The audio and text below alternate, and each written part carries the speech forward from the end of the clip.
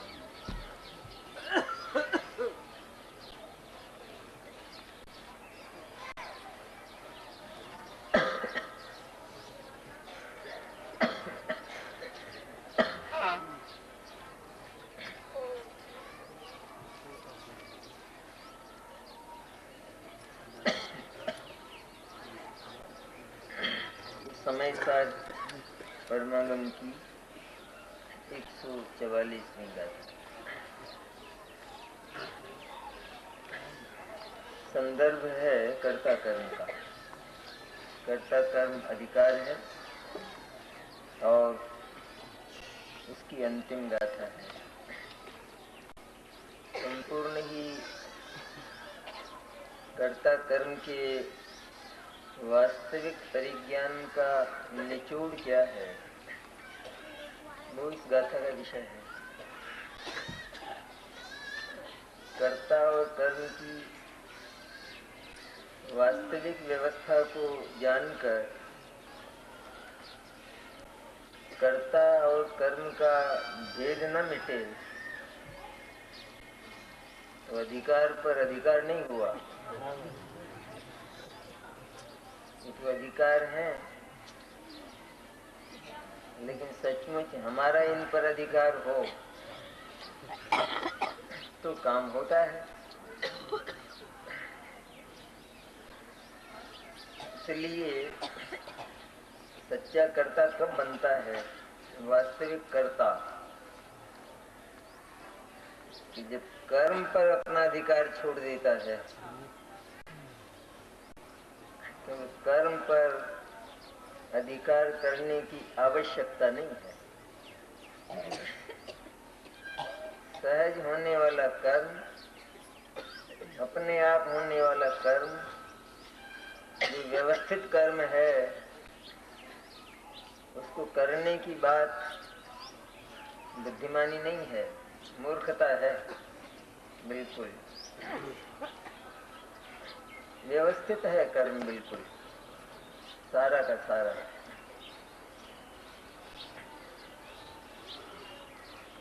अपने मन में ये बात आती है कि मैं आत्मद्रव्य हूँ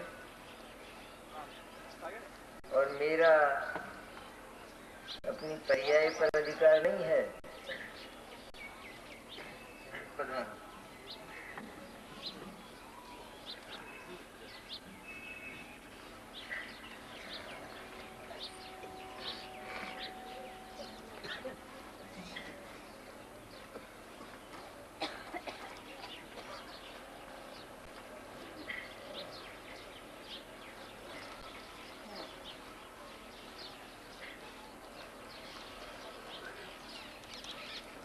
एक बात पैदा होती है अपने भीतर कि मैं आत्मा हूँ और आत्मा को अपने कार्य पर अधिकार नहीं है।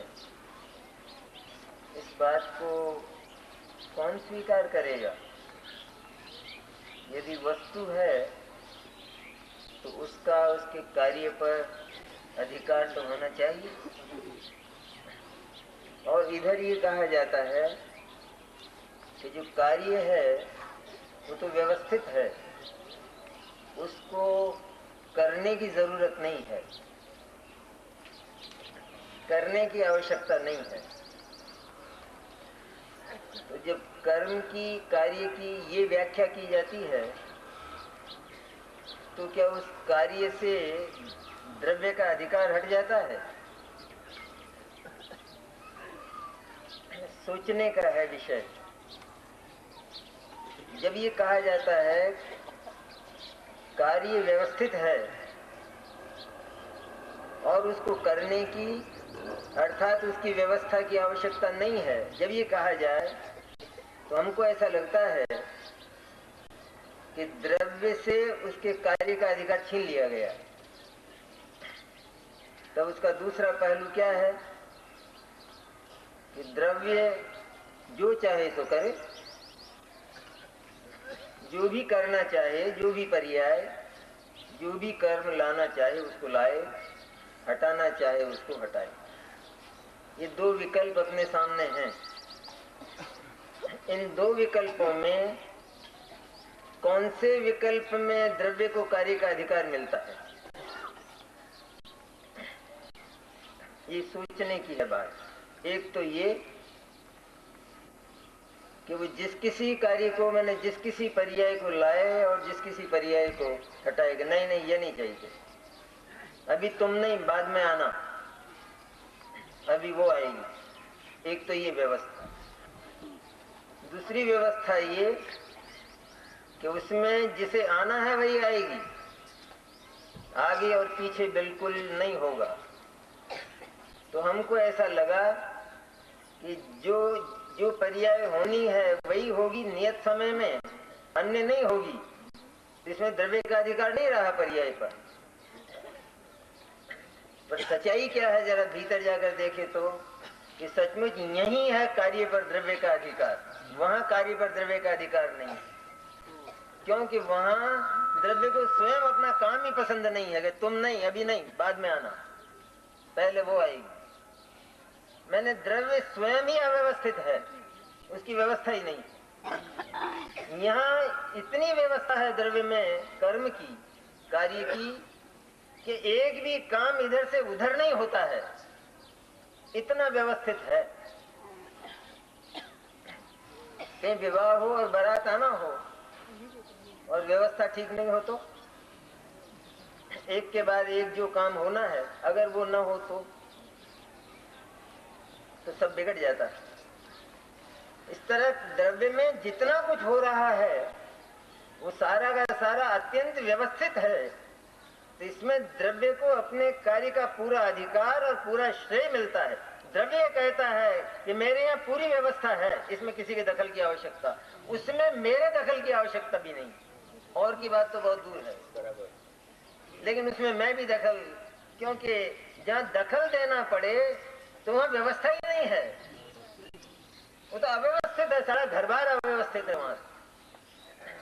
वहां तो आवाज मारना पड़े हर बात के लिए, कोई आवाज लाना, पानी लाना, जरा कर पानी लाना, ऐसी आवाज है।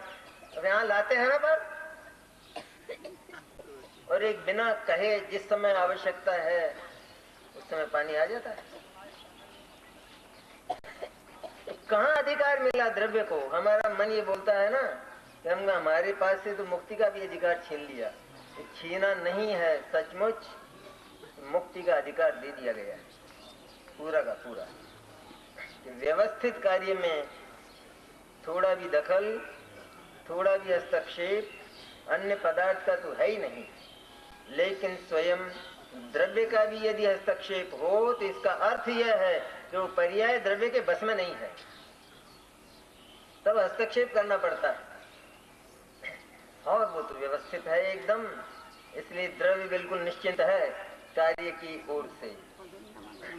उसका नाम ज्ञायक है। जो द्रव्य, जो शुद्ध आत्मा, जो शुद्ध चैतन्य कर्म से भी बिल्कुल निरपेक्ष, कार्य के प्रति बिल्कुल निश्चिंत है, क्या करना है और क्या होना है, जिसमें कभी इस वृत्ति के उत्थान की गुंजाइश नहीं है, अवकाश नहीं है, ऐसा जो चैतन्य है निष्कर्म, उस चैतन्य के दर्शन का नाम चैतन्य का सच्चा कर्म है, वास्तविक कर्म, उसका नाम सम्यक दर्शन है। मिथ्या कर्ता कर्म की वासना कहाँ तक चलती है वो इस अधिकार का विषय है। इसके पहले सारी बात बताई है, जितने कलश हैं उनमें, कि जब आत्मा की महिमा आती है, ज्ञान में आत्मा के स्वभाव का, आत्मा के स्वरूप का निश्चय हो जाता है, आत्मा के स्वरूप का, आत्मा की क्वालिटी का, आत्मा की क्वांटिटी का, आत्मा के स्वरूप और आत्मा के परिमाण का, आत्मा की सूरत शक्ल का, आत्मा की जाति का जब निश्चय हो जाता है और वह आत्मा जगत का सबसे अधिक महिमावंत तत्व लगता है। इसलिए लगता है क्योंकि यह निश्चित होता है कि सारे कष्टों का यदि अंत होने वाला है तो केवल ये एक ही है और कोई दूसरा जगत में नहीं, इसलिए महिमा आती है। और ये भरचक है, भरा हुआ है, इसके जो निधान हैं वे अटूट हैं। पुद्गल की ओर तो हमारा आकर्षण हो, पुद्गल के परिणामों की तरफ, 5 इंद्रियों के विषयों की ओर, और आत्मा कि जिसमें अनंत निधान है। एक ज्ञान को ही देख ले, ज्ञान तो समझ में आता है, जानना आता है, जानता हूं ये भी जानने में आता है। ज्ञान का ही कमाल देख ले, ज्ञान मैंने जो अपने भीतर बैठा हुआ पदार्थ की ओर देखे बिना अपने भीतर ही जितना कुछ बाहर है, जो कुछ हो गया है और जो होने वाला है, उस सबको अपने भीतर बैठा बैठा मौन, उसकी मुखापेक्षिता के बिना अंतर्मुख होकर जान ले, वो ज्ञान कैसा होगा। और वो ज्ञान मेरे पास, एक साधारण फुटपाथ पर चलने वाला ज्योतिषी, वो अगर हमारी कोई बात बता देता है तो मेरा लड़का खो गया, और वो कह देता है कि आ जाएगा अगले रविवार को, और वो आ जाता है, तो हमको उसका महत्व आ जाता है कि ज्ञान का। और आत्मा का ज्ञान कितना ज्ञान है कि जिसको पदार्थ देखना नहीं पड़ता है, क्योंकि पदार्थ को देखकर ज्ञान हो तो वो तो नकल हुई, नकल में अकल की जरूरत नहीं होती है, कॉपी करने में। देखकर ज्ञान हो, पदार्थ को देखकर, तो उसमें क्या अकल हुई। ज्ञान तो अकल वाला है, वो बेअकल थोड़ा ही है। इसलिए गौरव तो वहां है कि जहां पदार्थ को देखे बिना, पदार्थ से पूछे बिना, पदार्थ की ओर उन्मुख हुए बिना अपने भीतर ही सब कुछ, जितना कुछ पदार्थ में है वो जान लिया जाए, लेकिन पदार्थ का जरा भी लिया न जाए, कुछ भी न लिया जाए, उसका नाम ज्ञान है। ऐसे गरिमामय और गौरवमय ज्ञान वाला मैं हूं। इस एक ज्ञान की बात हुई सही। ऐसे ज्ञान जैसे अनंत गुण, अनंत शक्तियां आत्मा के भीतर हैं, अस्तित्व के रूप में, कहने के लिए नहीं। क्योंकि जो बात चलती है लोक में और अपने धर्म में भी, समाज में भी, वो इस तरह चलती है कि सचमुच आत्मा है तो दुखी, शुद्ध तो निश्चय नहीं से कहा जाता है। वास्तव में तो दुखी है, लेकिन वो निश्चय नहीं से शुद्ध कहा जाता है। निश्चय नहीं से उसमें अनंत शक्तियां कही जाती है। जो बोलने में औंधा हो तो अनुभूति में तो औंधा होगा ही होगा। बात ही उल्टी है बिल्कुल, कि जो बात कहने की है वो तो मानी जाती है, और जो बात वास्तविक है वो केवल कहने की कही जाती है। कि वो तो कहा जाता है शुद्ध तो केवल, सुखी तो केवल कहा जाता है, केवल ज्ञान स्वरूप तो केवल कहा जाता है दुखी और अज्ञानी। जब बोलने में भी कम से कम पलटना तो चाहिए। ये बोलने में जिसको पलटने में पसीना आता है, अनुभूति में तो वो उसकी मौत आ जाएगी। वो मर ही जाएगा अनुभव के पहले। अनुभव होगा ही नहीं, हो नहीं सकता। इसलिए बोलने का, चिंतन का तरीका भी ये हो, तरीका ये हो, मैंने वास्तविक है ये बात, परम सत्य है ये बात कि आत्मा सचमुच अनंत शक्ति में निधानों से भरा हुआ तत्व है। क्या ना हो आत्मा में? आत्मा की जो शक्तियां हैं वे सब की सब इसलिए हैं आत्मा के पास कि आत्मा को अपने काम के लिए कभी किसी दूसरे की ओर न देखना पड़े। सामग्री घर में किस लिए होती है? इसलिए कि कहीं मांगने न जाना पड़े, इसलिए होती है। तो जो शक्ति सामग्री है आत्मा के पास, अस्तित्व के रूप में है, आनंद नाम की चीज सत्ता के रूप में आत्मा के भीतर है। तिरोभूत हो वो दूसरी बात है, दिखाई ना दे, देखना नहीं चाहता है उसको नहीं दिखाई देती। जो देखना चाहता है तो उसको यहाँ ऊपर धरती से पाताल दिखाई देता है। यहाँ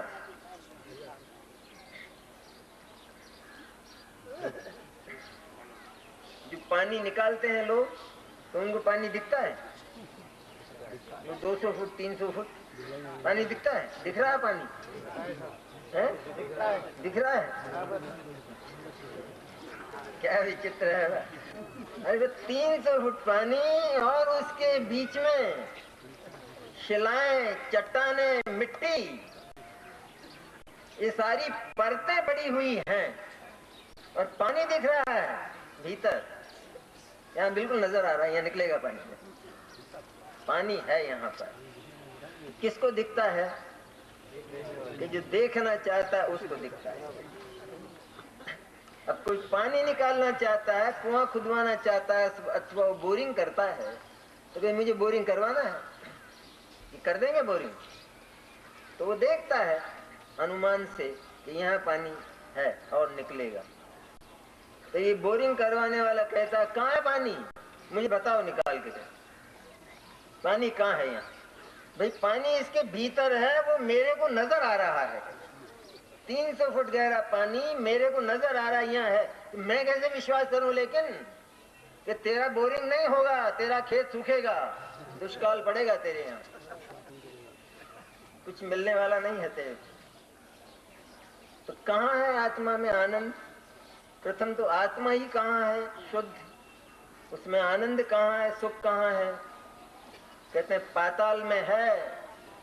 और उसके पहले जो परतें पड़ी हुई हैं, उन परतों को श्रुत ज्ञान से तोड़ कर देखा जा सकता है, क्योंकि श्रुत ज्ञान में ये ताकत है कि वो उन परतों को पार करता हुआ नीचे पहुंच जाता है। इतनी ताकत उसमें है, ज्ञान इतना शक्तिशाली है ज्ञान। केवल ज्ञान के साथ क्यों लगा दिया उसको? किसके ज्ञान को? किसके पास होता होगा वो ज्ञान? हमारे ज्ञान।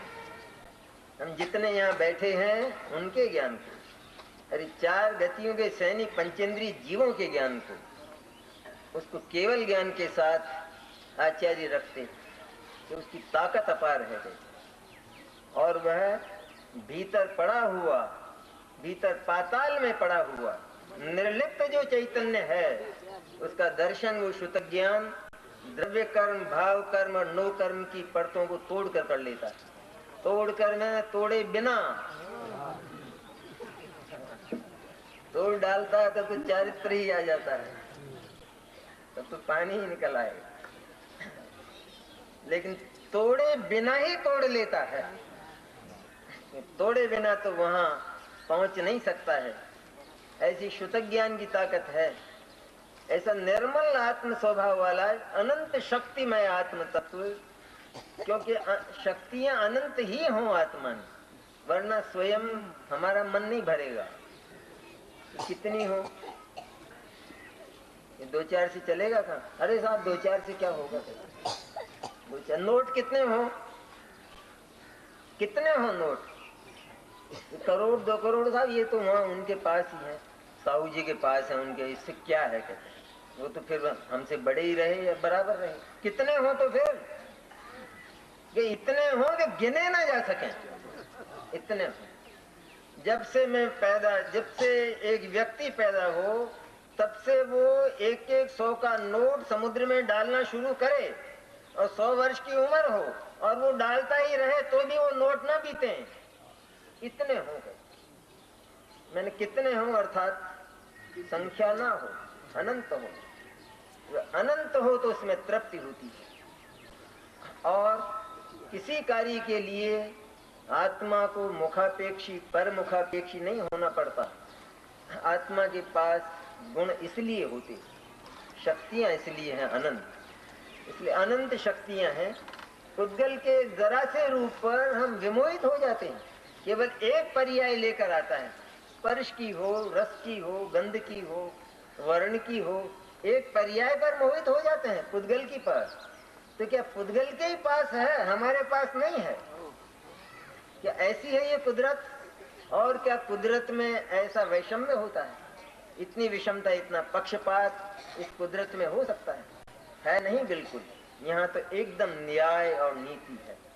तो एक परमाणु में अनंत शक्तियां हैं। एक जो परमाणु हमें नहीं दिखाई देता है, उस परमाणु में अनंत शक्तियां हैं, अनंत शक्तियां। और उसी तरह आत्मा में भी अनंत शक्तियां हैं। वो शक्तियां आत्मा का धन है। जितने साधन और प्रसाधन घर में होते हैं वे हमारी ताकत हैं। उन प्रसाधनों के बल पर हम अपना काम करते हैं, सारा काम उनसे चलता है। इसी तरह शक्ति का अगर विश्वास हो आत्मा को तो आत्मा की भिक्षावृत्ति समाप्त हो जाती है। कर्ता कर्म, मिथ्या कर्ता कर्म माने भिक्षावृत्ति, वो समाप्त हो जाता है। वो जो मिथ्या वासना कर्ता कर्म की है वो कहाँ तक चलती है? ये बेलिहाज दर्शन है, बिल्कुल किसी का लिहाज नहीं करता जरा भी।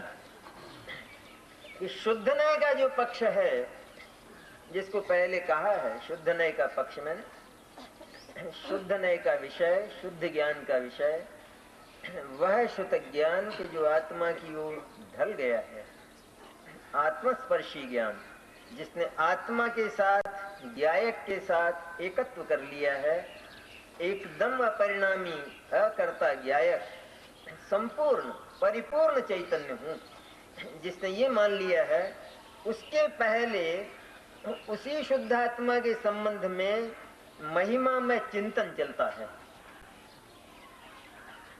तो वो महिमा में चिंतन चलता तो है और चलेगा। जो जो आत्मा का अनुभव करेंगे उन सबको चलेगा, लेकिन वो चिंतन आचार्य को बर्दाश्त नहीं। वो कहते हैं वहां भी सूक्ष्म कर्ता कर्म की गंध आती है। क्यों है वहां पर सूक्ष्म कर्ता कर्म, अज्ञान वाला कर्ता कर्म वहां क्यों है? इसलिए है कि वहां जो विचार, जो महिमा में विचार, सूखा विचार नहीं, बिना नमक की रोटी बिना नमक की दाल वाला नहीं, महिमा में विचार एकदम, यही है सुंदर जगत में सर्वोत्कृष्ट, और दूसरा नहीं है। ऐसा महिमा में विचार जहां चलता है तो उस विचार में अनुभूति नहीं होती, करना अनुभव है। क्योंकि आनंद अनुभूति में आता है, विचार में नहीं आता है। जब तक विचार है तब तक वस्तु की उपलब्धि नहीं है, वस्तु की उपलब्धि नहीं है तो आनंद नहीं है। इसलिए विचार चलता है, तो उस विचार के समय अनुभव का आनंद उत्पन्न न होकर, अर्थात अनुभव का आनंद रूप कर्म पैदा न होकर राग पैदा होता है। इसलिए वो राग कर्म और वो सूक्ष्मता से उसका कर्ता, ऐसा वहां पर सूक्ष्म पड़ा है। ज्ञान यद्यपि पलट गया है, जात्यंतर होने जा रहा है।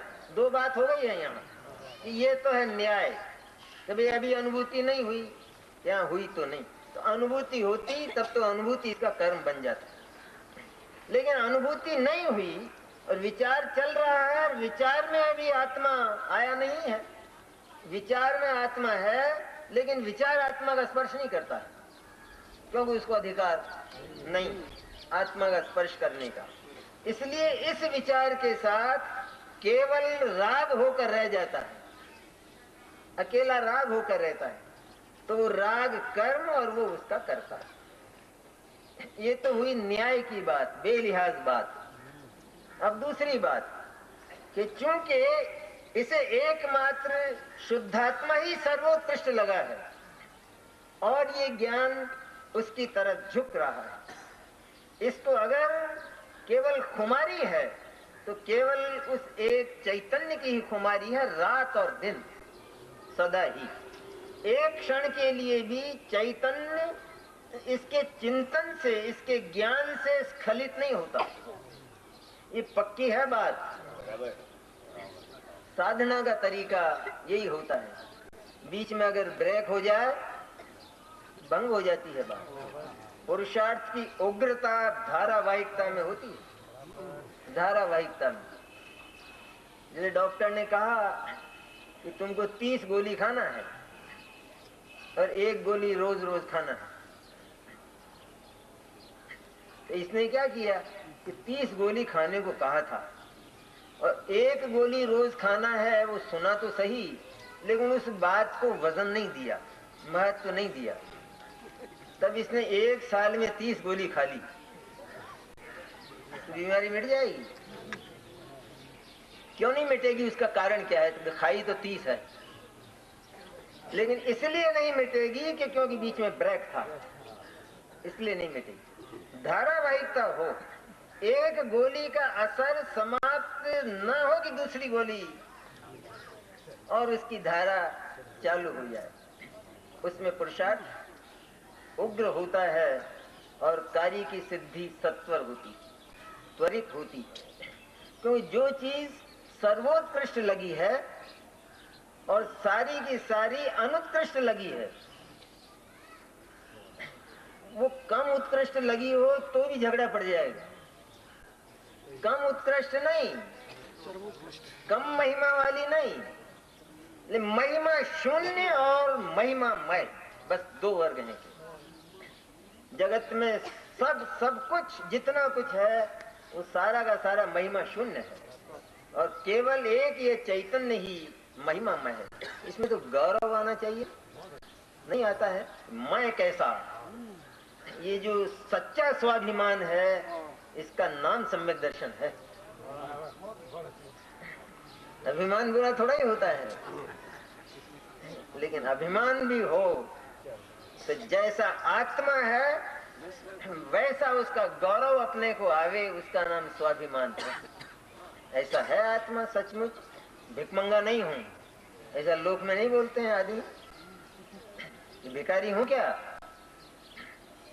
करोड़ों पड़े हैं मेरे पास, इतना गौरव है कि नहीं? भले वो मिथ्या अभिमान ना हो, लेकिन भिखारी नहीं हूं मैं, तो स्वतंत्र स्वामित्व रखता हूं ऐसे निधानों का। इस तरह निधान मेरे पास है। ऐसा जो सच्चा अभिमान है, वास्तविक अभिमान, सच्ची गरिमा, सच्चा गौरव, वो सम्यक दर्शन कहलाता है। झूठा है क्या? मिथ्या है, ऐसा ही है आत्मा। और इससे क्या हुआ कि यदि सारे ही जीवों को ये वृत्ति जागृत हो जाए तो फिर जगत में कोई दैन्य वृत्ति मिलेगी? मिलेगी दीनता। आज तो एक दूसरे के सामने जो जीव है चेतन, वो पुद्गल के सामने झोली फैलाई मिलता है। इसको कहा जाए कुछ शर्म तो कर, तू चेतन और ये अचेतन, ये तेरी झोली में क्या रखेगा, क्या रखेगा? और ये रख भी दे तो तेरे क्या काम की है? तू खा सकेगा क्या उसको? कैसी दुनिया पसंद की जाती है? आज जितने जो भी राष्ट्र हैं उनमें भिक्षावृत्ति बंद की जाती है। क्यों भिक्षावृत्ति बंद की जाती है? उसमें सरकार का क्या बिगड़ता है? बिगड़ता है। भिखारी लोग यूं कहते हैं कि आपको क्या मतलब है इसमें, आप बीच में क्यों पड़ते हो? भीख हम मांगते, अपमानित हम होते, कभी नहीं मिलता है तो भूखे हम रह जाते हैं। सरकार को क्या मतलब है इससे? हमारे बीच में क्यों पड़ती है सरकार? अरे सरकार तुम्हारे बीच में इसलिए पड़ती है कि तुम इस राष्ट्र के कलंक हो। राष्ट्र की जो व्यवस्था और दशा है, उसकी गौरव और जो गरिमा है, उसके लिए तुम कलंक हो, इसलिए नहीं चलने वाला है। देश का नागरिक उसको नहीं कहते हैं कि जो एक दूसरे के सामने भीख मांगे, दोनों की झोलियां एक दूसरे के सामने फैली रहें। एक तो ऐसा हो राष्ट्र, और एक ऐसा हो कि जहां सब अपने अपने में मस्त हों। कौन सा अच्छा लगेगा?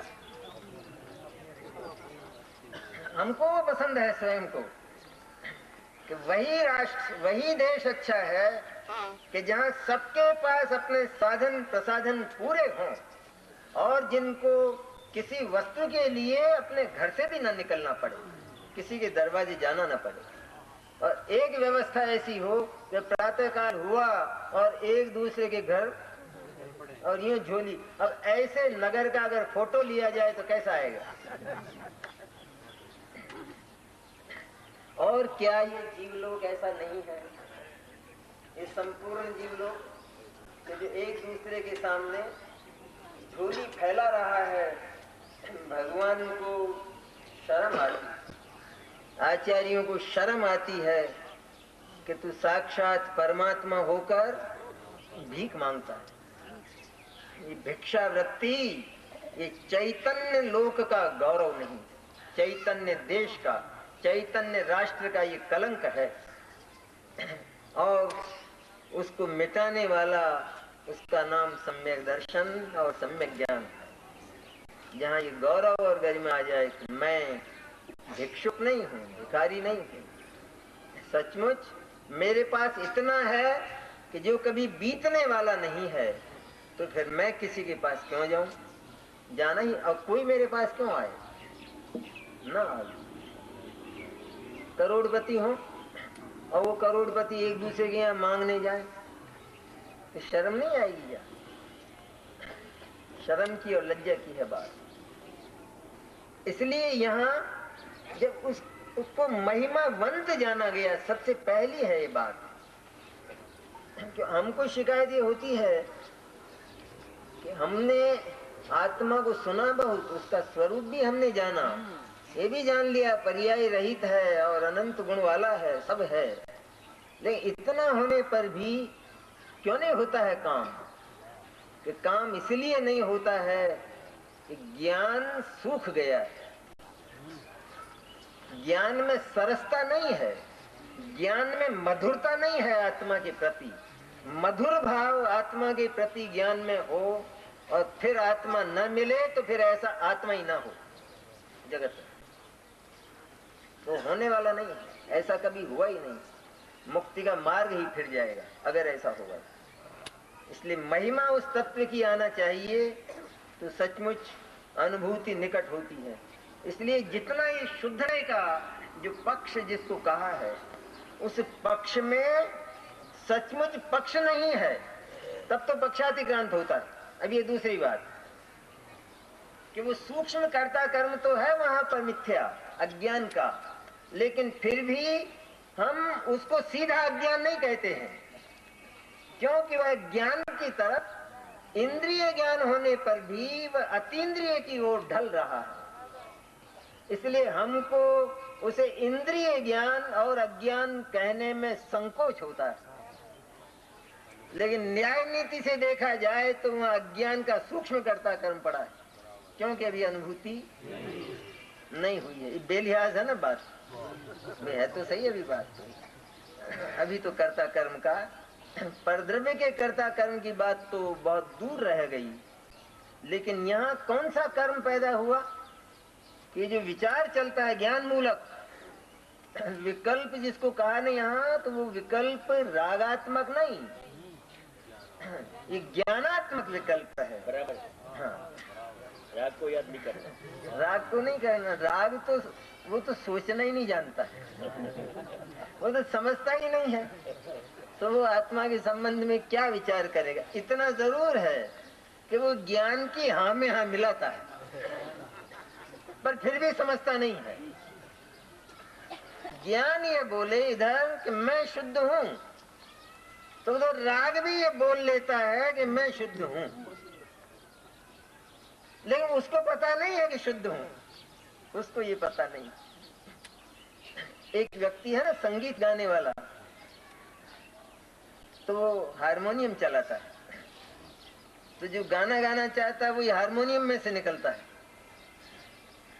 तो ये जो गाना गाने वाला है वो तो उस गाने को समझता है, लेकिन हारमोनियम में से भी वही स्वर निकलता है, तो क्या वो समझता है? वो नहीं समझता है, वो तो हारमोनियम है राग। तो चले भले उसके साथ में, विचार के साथ में राग के विकल्प वैसे ही चले, कोई दिक्कत नहीं है, क्यों फॉलोअर है वो राग। जहाँ मिथ्या दर्शन हो तो उसकी हाँ में हाँ, और ये सम्यक दर्शन की ओर, ज्ञायक की ओर जा रहा है तो उसकी हाँ में हाँ। पुलिस जैसे होती है, पुलिस जब इंदिरा गांधी का शासन तो उसका ऑर्डर, और जब मोरारजी आ गए तो इंदिरा गांधी जेल में, वही पुलिस, क्योंकि गुलाम है, दास है। राग तो दास है, उसमें स्वाधीनता की बात होती नहीं है, स्वयं दास है, वो दासत्व है। इसलिए भले ही वो हो, लेकिन ज्ञान का को जो शुद्धात्मा की महिमा जागी है, गौरव जागा है, तो अब वो एक तान एक लय उसी के चिंतन में मशगूल है, तन्मय है। लेकिन तन्मय होने पर भी उसमें तन्मय नहीं है, विचारों में। विचार स्वयं विचार में तन्मय न होकर जिसका विचार किया जा रहा है उसके प्रति छटपटाहट है, उसमें तन्मय नहीं है भी, लेकिन उसके प्रति विह्वल है, उसकी प्राप्ति के प्रति आतुर है। इसलिए ये तो शुद्धात्मानुभूति के पहले का प्रोग्राम है, कार्यक्रम। और ऐसा कहते हैं जो आत्मा की बात सुनते हैं, वो लोग ऐसा कहते हैं कि ये बातें करने से क्या होता है कि मैं शुद्ध हूं, मैं शुद्ध हूं, ऐसा करने से क्या होता है, मोक्ष हो जाएगा? ऐसा कि क्योंकि तुम बातें ही करते हो इसलिए तुमको ये बातें लगती हैं।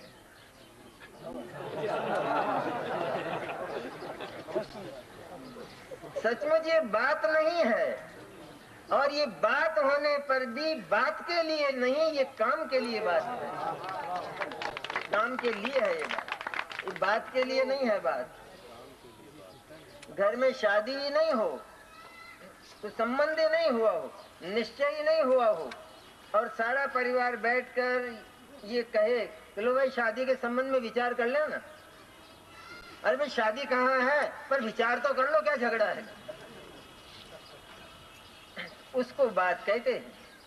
लेकिन विवाह नजदीक आ रहा है तब ये कहते हैं भाई जरा बैठो और व्यवस्था पर विचार कर लो। तो ये जो व्यवस्था पर विचार किया जा रहा है, तो विचार किया कि ऐसी ऐसी व्यवस्था बनाना है। तो परिवार का एक सदस्य बोला लेकिन बातें करने से क्या होता है? अरे बेवकूफ, ये बात कर रहे हैं क्या अपन? ये बात है या काम है? और ये बात काम के लिए है या बात के लिए है? शादी नहीं होती तो ये बात के लिए होती, लेकिन शादी तो निश्चित है ना, इसलिए बात के लिए नहीं है सचमुच। और बात काम के पहले ये बात होती ही है। अगर ये बात ही ना हो तो काम नहीं होगा, और केवल ये बात ही होकर रह जाए तो काम नहीं होगा। बात में ही मजा आ जाए, हाँ बहुत बढ़िया बात, बारात आएगी और जीमेगी और यूं स्वागत होगा, और मीनू उसमें 21 आइटम होने चाहिए मीनू में, और बारात मस्त हो जाएगी। ये बातचीत कर रहा है, देखो कितना मजा आया।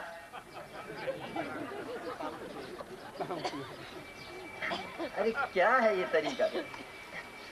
काम के लिए है वो सब बात, इसलिए बात के लिए नहीं। जो सच्चा मुमुक्षु है वो इसको बात नहीं समझता,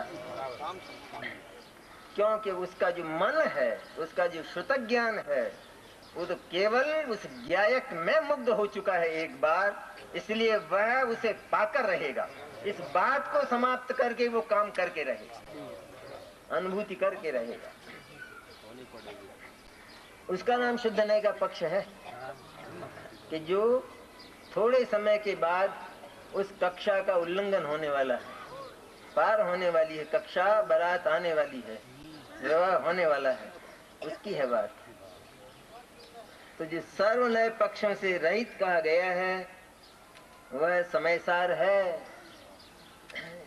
जिस नए पक्ष की पहले चर्चा की, नए पक्ष में ना सीधा उस शुद्ध आत्मा का विचार, केवल शुद्ध आत्मा का ही विचार, और बातें नहीं जो पहले बीत चुकी हैं, वे बातें नहीं, ऐसी ऐसी घटनाएं बीती, निगोद में गया, नरक में गया, ये रोना छोड़ दे बिल्कुल। ये रोने का काम इस समय नहीं है, क्योंकि विवाह होने वाला है, इसलिए रोने का काम नहीं है। यहाँ विवाह का समय हो, एकदम सारा परिवार प्रसन्न हो, प्रसन्नता छा रही हो, और जिस समय फेरे और भांवर का टाइम हो, उस समय परिवार का एक सदस्य बोले कि ठहर जाओ, अभी बाद में होगी शादी। सबसे पहले घर में जितने मरे हैं उनकी लिस्ट बनाओ और उनको रो। इसके बाद शादी हो। अरे मंगल में अमंगल की बात होगी नहीं, कहते हैं होगा ही नहीं, क्योंकि ये प्रकरण वह नहीं है। ये प्रकरण शुद्ध नए के चिंतन का जो प्रकरण है, ये मांगलिक प्रकरण है, ये मंगल की ओर जा रहा है, इसमें मंगल का उदय होने वाला है। इसलिए इसमें रोने की चर्चा में नरक में गया और निगोद में गया और अज्ञान और दुख नहीं, रुदन छोड़ दे। इस समय तो प्रसन्नता से उछलता है जीव भीतर। प्रसन्नता न हो उपलब्धि नहीं होती है, ये मायूसी से होता है सबका। इधर आत्मा का विचार करे, सवेरे सवेरे उठ के विचार करने लगे तो उस मन को बढ़िया ठिकाना तो बताया नहीं है, उसकी तो आदत है पुरानी। ज्ञायक यदि एक बार उसको बता दिया जाए सचमुच, तब तो चिंतन की धारावाहिक हो जाए, लेकिन वो तो बताया नहीं है। अब हमने बनाया उसको कार्यक्रम, सवेरे उठ के क्या करना, वे थोड़ा सा आत्मा का विचार भी करना, तो वो आत्मा का विचार करने बैठे। पर इस मन का मन यहाँ कहाँ लगे, क्योंकि उसको तो वो पसंद है जो पहले जिसका भोग किया है, जहाँ वो रहता है। इसलिए सबसे पहली बात है ये कि ये चिंतन और ध्यान जितना कुछ है, उसके पहले ये निश्चय किया जाए कि तेरे लिए अगर कोई रमणीय स्थल है, रमण करने लायक, विहार करने लायक, क्रीड़ा करने लायक, सैर सपाटा करने लायक अगर कोई जगह तेरे लिए है, तो केवल ये शुद्ध चैतन्य है। हवाखोरी करने के लिए ये वाटिका है फूलों की, कि जहाँ जाते ही मन सुगंध से भर जाता है, ऐसी वाटिका है चैतन्य। तो ये पहले मन को विश्वास तो दिलाओ। एक जानवर को भी विश्वास दिलाना पड़ता है। एक जानवर किसी दूसरे को बेच दिया जाता है तो उसको पहले के घर की याद आती, वो बार बार वहीं, फिर उसको थोड़ा जबरदस्ती उस घर में ले जाते हैं, और पहले के घर से ज्यादा अच्छा यहाँ उसको जब खाना दिया जाता है तब फिर वो वहां नहीं जाता है पहली जगह पर। तो मन को अभी यही विश्वास नहीं दिलाया है कि चैतन्य ही सर्वस्व है, सब कुछ है, यही मनोहर है, यही मनोरम है और यही सर्व सुंदर है। ये अभी तक ज्ञान को विश्वास ही नहीं हुआ, इसलिए चिंतन सूखा सूखा लगता है। आप विचार तो करते हैं लेकिन आनंद नहीं आता, मजा नहीं आता। तो मजा कहाँ से आएगा, मजा तो दूसरी जगह पड़ा है, इसलिए वो कभी भी आने वाला नहीं है। समर्पण तो हो कम से कम। जो लोग ईश्वर को मानते हैं वे भी समर्पण पर विश्वास करते हैं कि हम तो जो एक ग्रास खाते हैं वो भी भगवान का है, वो भी भोग भगवान का है। इतना समर्पण सारा का सारा हमारा नहीं है। ये समर्पण तो हो उस चैतन्य पर कम से कम। और समर्पण क्या कि मैं ही हूं ये, और क्या समर्पण करना है, कौन सा बलिदान करना है अधिक। अरे मैं स्वयं ऐसा सुंदर हूं, इतना सुंदर, सर्व सुंदर हूं मैं। अगर लोक में सौंदर्य का चुनाव होते हैं आजकल चुनाव, तो मैं सर्व सुंदर आऊंगा। मेरे से अधिक सुंदर जगत में दूसरा नहीं है। तो दूसरा अगर कोई हो तो मन जाए बिना नहीं रहेगा, अवश्य चला जाएगा। सर्व सुंदर है क्योंकि कलंक वहां पर पहुंचता ही नहीं है। वहां पर कलंक की छाया नहीं पहुंचती है, राग की परछाई वहां पर नहीं है चैतन्य में।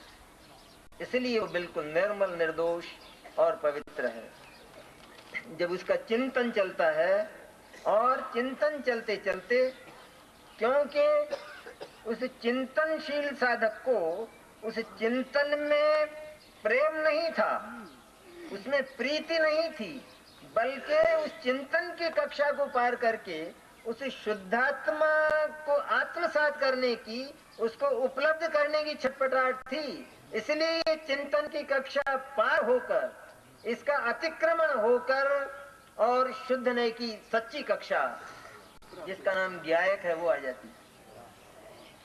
क्यों छटपटाहट है उसको? विचार ही विचार हो तो विचार में थकान होती है, विचार में वस्तु नहीं मिलती है। जब वस्तु मिलती है तो विचार बंद हो जाता है, स्वाभाविक है ये बात। और जब तक विचार रहता है तो वस्तु नहीं मिलती है। तो विचार को अगर लंबा किया जाए तो थकान होती है। किसी कार्य का निश्चय ना हो और कोई पूछे, बोलो क्या विचार किया? मैं कर रहा हूँ, विचार कर रहा हूँ, जरा बताऊंगा। तो फिर पूछता है वो, बोलो अपन ने जो बात की थी तो तुमने क्या विचार किया? तो कर रहा हूँ ना, विचार कर रहा हूँ। और विचार करते करते बरस बीत गए, उसका प्रश्न यही और इसका उत्तर यही। थकान होती है विचार में, श्रम होता है। श्रम कौन सा श्रम होता है? जिसमें पसीना आता है।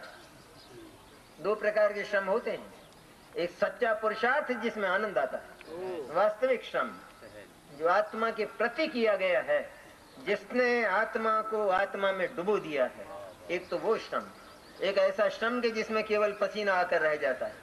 इसलिए विचार को लंबा करने का मन इसका नहीं, इसलिए विचार में ये प्रीतिवंत नहीं है। ये भूमिका है उसकी, शुद्धने के पक्ष वाले की। और इसलिए उस विचार कक्षा का अतिक्रमण होकर वो ज्ञायक में श्रुत ज्ञान समा जाता है। उसका नाम समयसार है। समयसार शुद्धात्मा है, लेकिन ये श्रुत ज्ञान और ये उस ज्ञायक का स्पर्श करने वाली यही मैं हूं, ये जो श्रद्धा है, इसका नाम समयसार है। क्योंकि समयसार स्वरूप बन गई है ये। श्रद्धा में केवल वो समयसार ही है इस दुनिया में, केवल वो ज्ञायक शुद्धात्मा का ही अस्तित्व है इस जगत में। श्रद्धा में सुनने की है बात। श्रद्धा नाम का भी, श्रद्धा और ज्ञान में अंतर नहीं लगता है ना। बहुत भाई साहब तो बहुत बताते हैं कि जो श्रद्धा है, श्रद्धा नाम का तत्व जो है आत्मा में, कि जिसका काम अहम करना है, तो उसके लिए जगत में सम्यक दर्शन के लिए केवल एक उस शुद्ध आत्मा की ही सत्ता है और अन्य के अन्य नहीं है। क्यों नहीं अन्य? कि अन्य है तो सही, कि अन्य है तो सही, वो तुम ज्ञान की कक्षा में आ गए। वो जो कार्य क्षेत्र है वो ज्ञान का है, वो इसका नहीं है, श्रद्धा का। श्रद्धा के लिए शुद्धात्मा के अतिरिक्त अगर जगत में कोई और भी है तो उसका नाम मिथ्या दर्शन है ही नहीं कोई। क्योंकि इसका काम ममत्व करना है, अहम करना है। यही है इसकी आदत कि जो मिले उसी में ममत्व करना। शुद्धात्मा के अतिरिक्त अगर कोई और भी है तो फिर उसके प्रति निश्चित रूप से ममत्व भी है, और उसका नाम मिथ्यात्व है, मिथ्या दर्शन है। वो ज्ञान का है वो क्षेत्र कि जहाँ आत्मा भी है और अन्य भी है।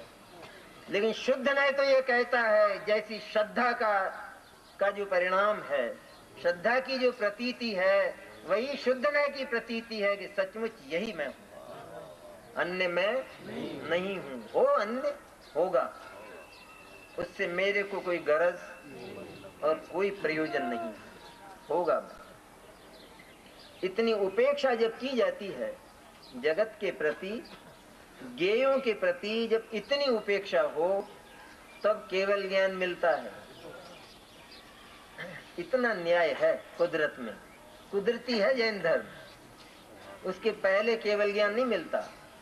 जिसको ज्ञेय की गरज है और दूसरे प्रकार की गरज नहीं, पर जानने की भी गरज है जिसको, तो उसको केवल ज्ञान नहीं मिलेगा। क्यों नहीं मिलेगा केवल ज्ञान? क्योंकि इसको तो अभी कुछ मतलब है पदार्थों से, ज्ञेयों से कुछ मतलब है। जब केवल ज्ञान हो जाएगा तो कितनी मुसीबत हो जाएगी, क्योंकि सारे के सारे ज्ञेय दिखाई देंगे। ऐसी दशा में अगर केवल ज्ञान हो जाए तो केवल ज्ञानी सबसे ज्यादा हैरान हो, हमसे भी ज्यादा उनको परेशानी। लेकिन इसीलिए क्रम यह है, एक इतना वैज्ञानिक क्रम है कि सबसे पहले वीतराग होते हैं और इसके बाद सर्वज्ञ होते। कितनी बढ़िया है बात। किसी रिश्वतखोर को जज बना दिया जाए तो चल जाएगा कि नहीं चलने वाला? सुप्रीम कोर्ट का जज और रिश्वतखोर हो, चलेगा क्या? तो कैसा होना चाहिए कि सबसे पहली बात यह है लौकिक भाषा में कि वो वीतराग होना चाहिए।